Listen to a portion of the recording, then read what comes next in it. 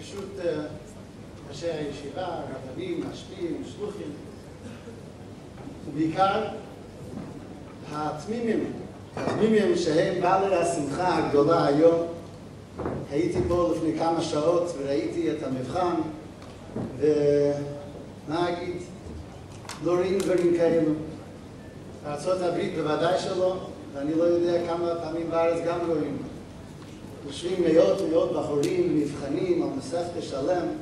שמעתי שיש כאלו שנבחנו על שתי מסכתות, גם על מסכת שבס משנה שעברה, יש כאלו גם עם תוספות, יש כאלו בלי תוספות. מראה נהדר. מי שלא מכיר את היום, הסדר היום של תמים, יכול אולי לא להעריך נכון מה שרואים כאן. לכאורה, למדו הרבה, נבחנו, בסדר, זה מה שבחור עושה, לומד ונבחן. אבל הסדר היום של תומים, של בוחר ותמחתמימים, אז הוא קם מוקדם בבוקר, לומד חסידות, מתפלל, יש ניגלה, יש עיון, יש גירסי, יש הלוכי, יש חסידות בערב, וזה רק בסדר הישיבה. לפני הסדר הולך למקווה, יש שיעורים של חיטס, יש שיעורים של רמב"ם, רוצים ללמוד אבות פרבן, השיחה, יש ימי פגרה, יש התוועדויות, יש מבצועים, יום שישי, יש סדר עמוס, בלי הוספות. הרב קנלסקי אמר לפני כמה דקות, יש זמן, אני לא רואה את הזמן. איפה יש זמן? יש יום עמוס ממש מהבוקר עד הערב עם הוספות.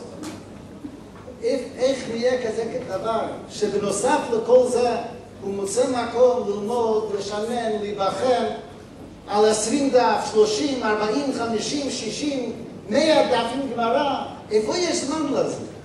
איך יתאפשר הדבר? אני חושב אולי התשובה יש בשיחה של הרב, נחזור וורט של שיחה. הרב מצטט הגמרא במסכת חולין, הלל מחייב עניים, ורב אלעזר בן חרסון מחייב עשירים. מה הפירוש? הגמרא אומרת שם, בן אדם מגיע, אחרי 120 מגיע למעלה, שואלים ממנו, קבעת עתים לתורה, למדת? האדם אומר, באמת הייתי רוצה מאוד ללמוד, אבל מה אני יכול לעשות? הייתי עסוק בפרנסה, הייתי עני ואביון, לא היה לי זמן ללמוד. אומרים לו, בסדר, היית עני, אבל היית עני כמו הלל? יש הגמרא מספרת על העניות והדלות שהיה אצל הלל הזקן, לא היית עני כמוהו, והוא נהיה הלל הזקן? מדוע לא למדת? ואז מגיע השני ואומר, רציתי ללמוד, אבל הייתי עשיר, הייתי עסוק, פרנסה. בכל המקומות היה לי עסקים. אי אפשר, לא היה לי זמן. אומרים לו, טוב, אבל היית עשיר כמו רב אלעזר בן חרסון, כמו שגמרא מספרת על הפלגת העושר שלו. ובכל זאת למד תורה. זה הפירוש הגמרא אומר, הלל מחייב עניים ורבי מחייב עשירים. שאל הרבי בשיחה, שאלה פשוטה. אדם זה, בשמה זו שמגיע למעלה, והוא אומר, לא היה לי זמן. מה האמת? היה לו זמן או לא היה לו זמן?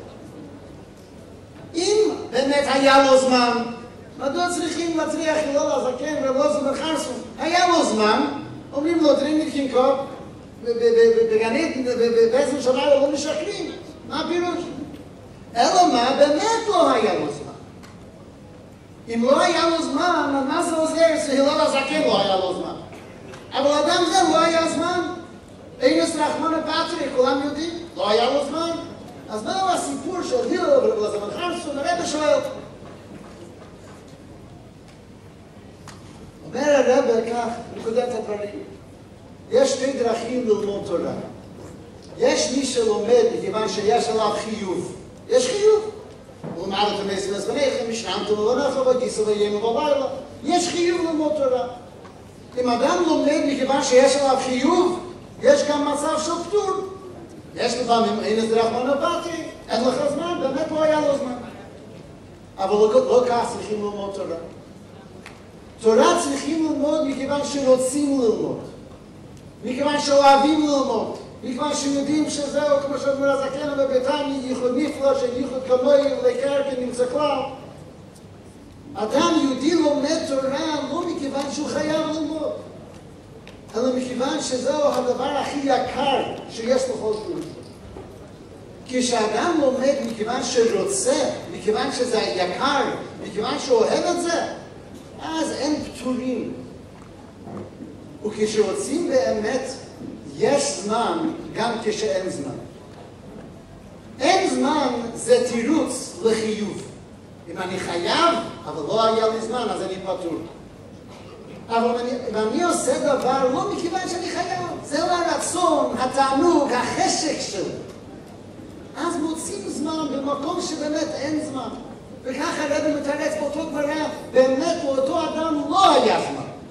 ומראים לו, אבל יהודי לומד כמו הלל הזקן, כמו רב אליעזר בן חרסון, אז פתאום נהיה זמן.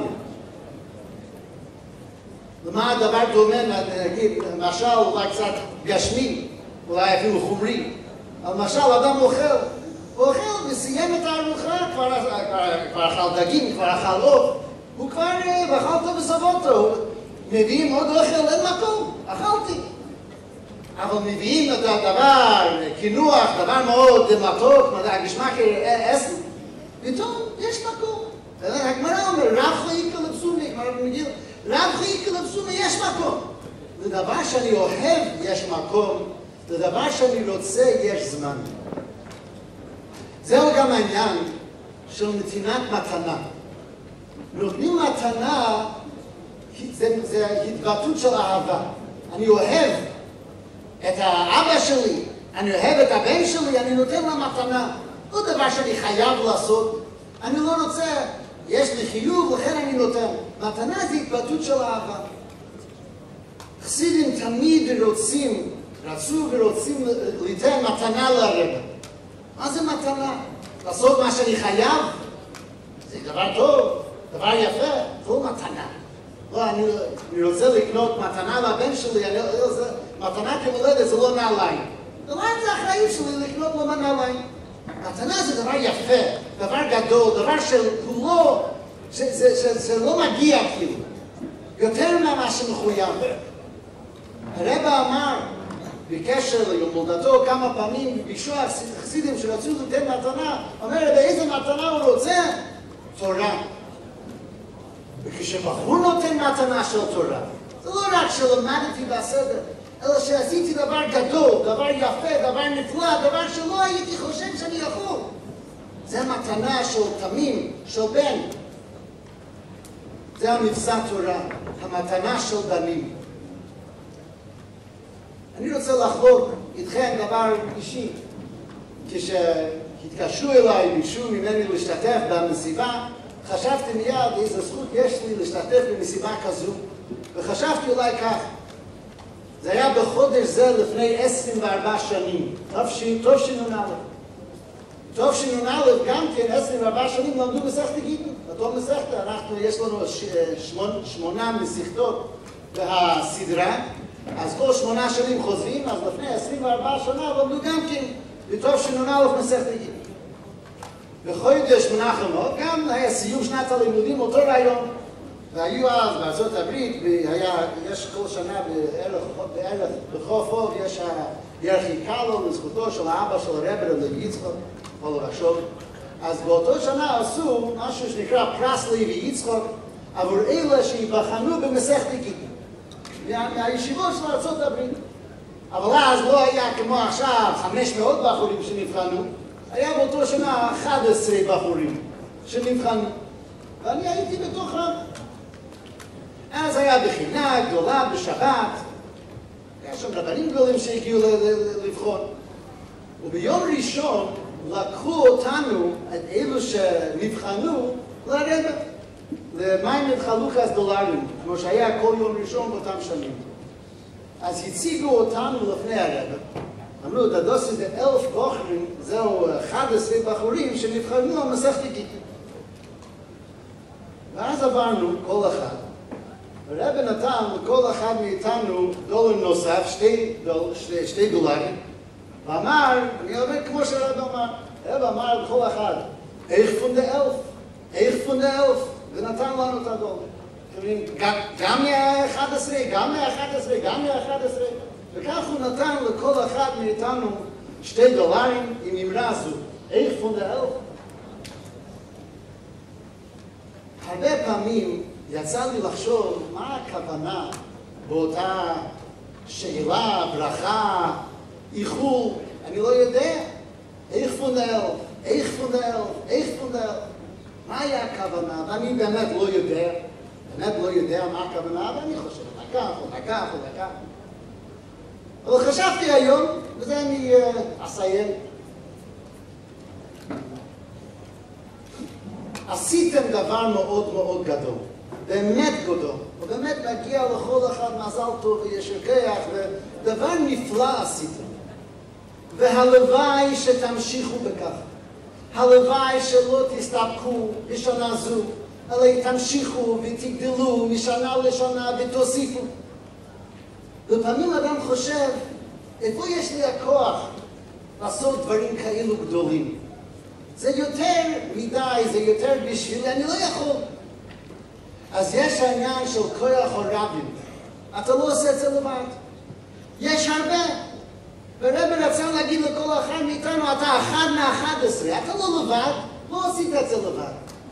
ולכן אומרים, אתה אחד מ-500. יש פה כוח אדיר בחדר זה. יש בנים של הרב 500. וכולם ביחד, כל אחד במקומו, כל אחד בישיבה שלו, אבל כולם ביחד עשיתם וממשיכים לעשות הנחת הגדול הזה לרב. הרי כולנו יודעים מה שהרב אמר על הבחורים שלו, הדוסית מיינקינדר, עד כדי ברכת הבנים, ברכת הבנים שהרב נותן כל ערב יום כיפור זה לבוחרים. זה הבנים, ככה הרב אומר. מגיע לרב בנים תלמידי חכמים.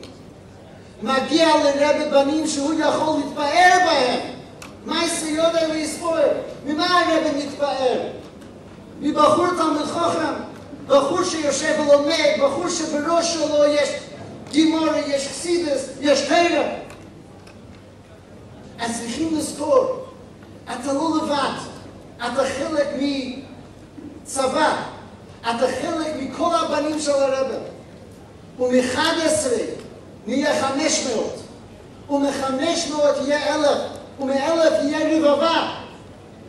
מכיוון שזה כל ביחד. זה הבנים של הרב שרוצים לגרום את הנחס רוח. ורוצים להמשיך לעשות רצונו. ורוצים לייצג את הרב לעולם. באופן של הניבש ולניקולם.